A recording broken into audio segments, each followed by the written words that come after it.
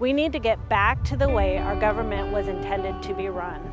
Due to COVID, the governor was able to place an emergency declaration. The Attorney General advised the governor that he could extend that emergency at will.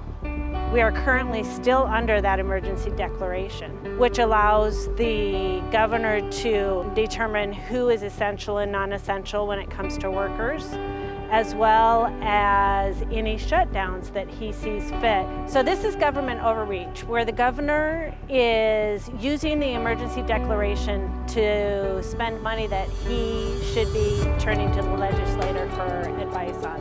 When it comes to health freedom, it's really simple. The government should not get between doctors and their patients. Schools and libraries are allowing books that groom and over-sexualize our children. I want to keep that out of our libraries and schools, and I want our parents to have a choice whether their children see these books or not. We are one of a few states that still has a grocery tax, and why it's important is because we have to think about who it really affects. And it affects the workers who are working paycheck to paycheck. They're getting squeezed out of buying homes because of the rise of the homes. Inflation is taking away more of their money.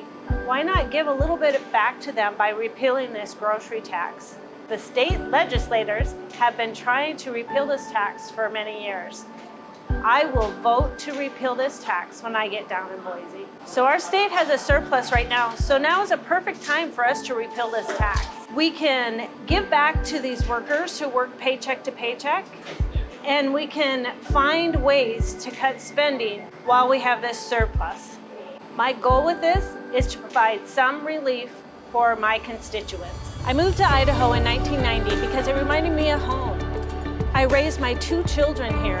This is my home. I talk to many people who moved to Idaho or who live in Idaho because it's a conservative stronghold. They've been watching these values erode away. We can choose to sit by and let the values of Idaho erode away. Or we can choose to step up and fight. I'm choosing just to do that. I'm here to fight for our city.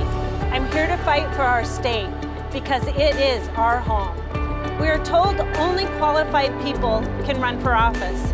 We are told that we need to ask permission to specific groups to run for office. The citizens give the government their power, not the other way around. We need average citizens like me to run for office. Idaho Code 34, Chapter 6, Section 34 states the qualifications, and I meet them all.